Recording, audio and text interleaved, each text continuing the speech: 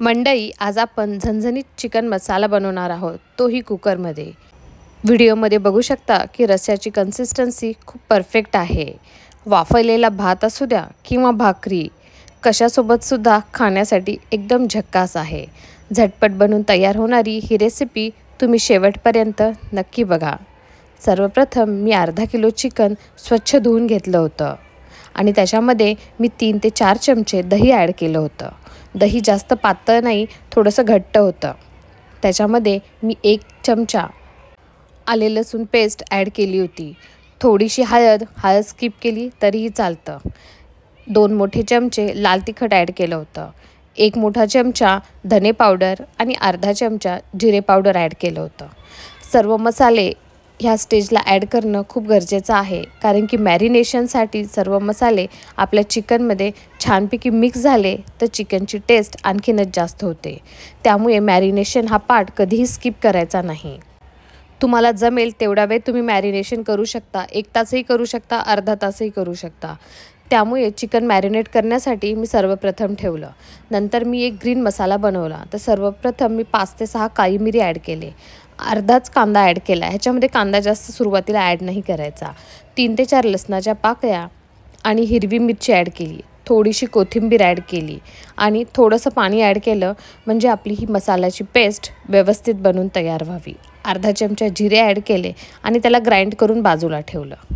आता आपण एक परफेक्ट कांदा लसूण मसाला बनवून तयार करूत। एका कढईमध्ये मी 2 मोठे कांदे घेतली होती, ते व्यवस्थित परतून घेतली आणि त्याच्यामध्येच मी बारीक चिरलेले खोबरेही ॲड केले, त्याला कांद्यासोबत परतून घेतलं।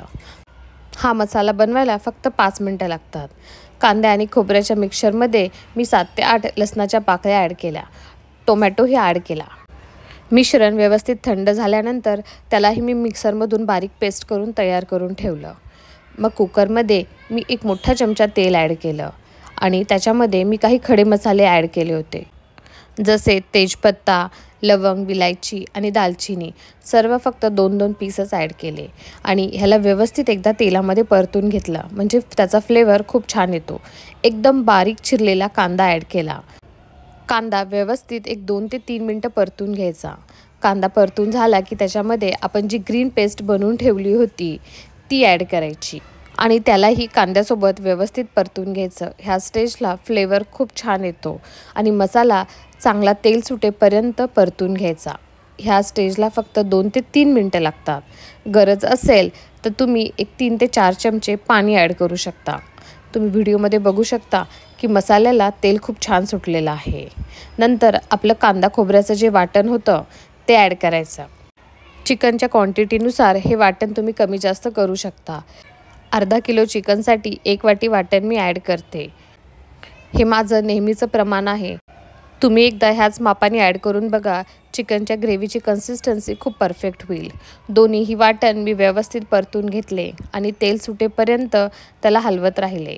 थोडंसं पाणी ॲड केलं, कारण मसाले खाली चिटकू नयेत म्हणून, आणि परत वाटण एकदा व्यवस्थित बॉईल होऊ दिलं। ह्या प्रोसेसला फक्त 4 ते 5 मिनटं लागतात। वाटण एकदम परफेक्ट बनून तयार आहेत। आता ह्या ठिकाणी आपण काही बेसिक मसाले ॲड करायचे आहेत, जसं मी थोडीशी हळद ॲड केली। हळद जर आपण मॅरिनेशनसाठी जास्त वापरली असेल तर ह्या स्टेजला आपण स्किपही करू शकतो। मी जस्ट थोडीशी अर्धा चमच्यापेक्षाही कमी हळद ॲड केली। 1 चमचा लाल तिखट ॲड केलं आणि मी 1.5 चमचा हे काळा मसाला वापरला, जो आपला घरगुती काळा मसाला असतो तो ॲड केला। त्यामुळे मी लाल तिखट थोडंसं कमी वापरलं। ह्या ठिकाणी मी कोणतेही धने, जिरे असा मसाला ॲड केला नाही, कारण काळ्या मसाल्यामध्ये हे सर्व खडे मसाल्यांचंच पावडर बनवलेली असती, त्यामुळे वेगळं असं ॲड करण्याची गरज नाही। सर्व मसाले मी 2 ते 3 मिनटं परतून घेतले, म्हणजे सर्व फ्लेवर हा मिक्स झाला पाहिजे। आणि त्यानंतर आपण जे मॅरिनेट करून ठेवलेलं चिकन होतं ते मी ॲड केलं। सुरुवातीलाच पाणी ॲड नाही करायचं। ह्या मसाल्यांमध्ये चिकन ॲड करून त्याला मिक्स करून घ्यायचं आणि 4 ते 5 मिनटं त्याला मसाल्यामध्ये तसंच कोट करून ठेवायचं, म्हणजे मसाल्याचा फ्लेवर हा आपल्या चिकनमध्ये छानपैकी सर्वत्र पसरतो। मी असं व्हिडिओत दाखवल्याप्रमाणे व्यवस्थित चिकनला मिक्स करून घेतलं आणि 4 ते 5 मिनटं तसंच त्याला परतून घेतलं। त्यानंतर ह्या स्टेपला आपण गरम पाणी ॲड करायचं। गरम पाणी ॲड करणं खूप गरजेचं आहे, कारण मसाले खूप छान परतलेले आहेत, त्याचा फ्लेवरही खूप छान आहे। थंड पाणी जर ॲड केलं तर त्याची कुकिंग प्रोसेस ही फार स्लो होते आणि सुरुवातीपासून परत मसाले मिक्स होण्यासाठी वेळ लागतो आणि त्याचा फ्लेवरही कमी होतो. त्यामुळे कधीही कोणतीही ग्रेव्ही, झणझणीत मसाला करी बनवताना पाणी हे गरमच ॲड करायचं. म्हणजे आपल्या करीचा कलर हा डाऊन होत नाही आणि चवही खूप छान राहते. लास्ट स्टेजला चवीनुसार मीठ ॲड करायचं आणि कोथिंबीर, भरपूर सारी कोथिंबीर ॲड केली. एकदा व्यवस्थित परत मिक्स करून घेतलं आणि कुकरची फक्त एकच शिट्टी काढून घेतली. चिकन शिजण्यासाठी जास्त वेळ लागत नाही, मटण शिजायला वेळ जास्त लागतो.